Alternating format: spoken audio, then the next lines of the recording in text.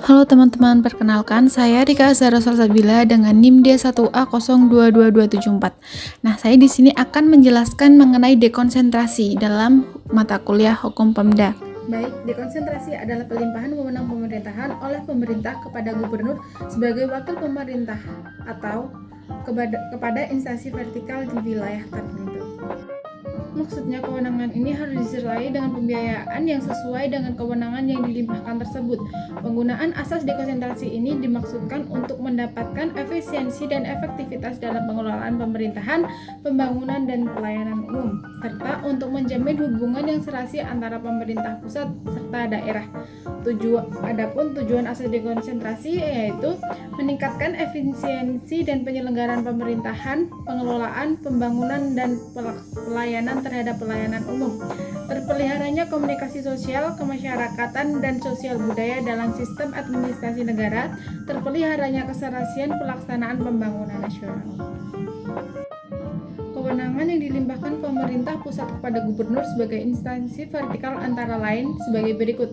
1. Aktualisasi nilai-nilai Pancasila sebagai dasar negara dan Undang-Undang Dasar 1945 serta sosialisasi kebijaksanaan nasional di daerah. Yang kedua, koordinasi wilayah, perencanaan, pelaksanaan, sektoral, kelembagaan, pembinaan, pengawasan, dan pengendalian. Yang ketiga, fasilitasi kerjasama dan penyelesaian perselisihan antar daerah dalam wilayah kerja. Yang keempat, pemeliharaan hubungan yang serasi antara pemerintahan dengan daerah otonom di wilayahnya dalam rangka memelihara dan menjaga keutuhan Negara Kesatuan Republik Indonesia. Dan fasilitasi penerapan dan penegakan peraturan perundang-undangan.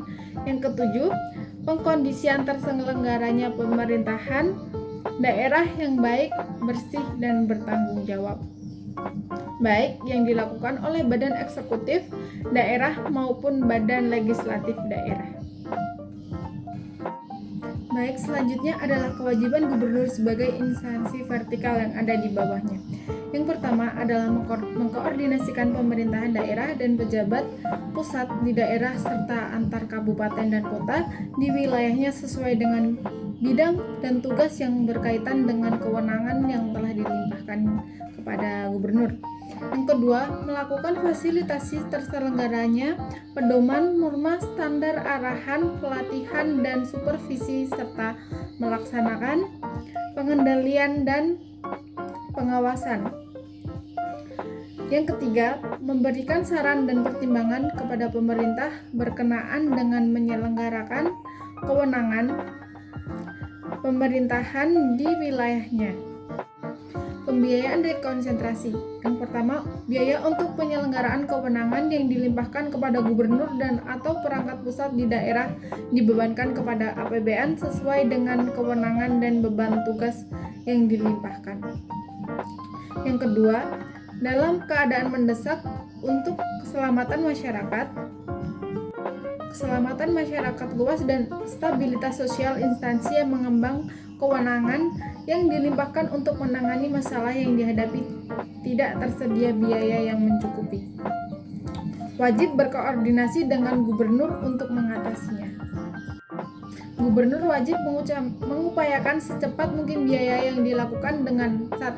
Melaporkan secepatnya kepada pemerintah mengenai keadaan mendesak tersebut dan biaya yang diperlukan agar dapat disediakan.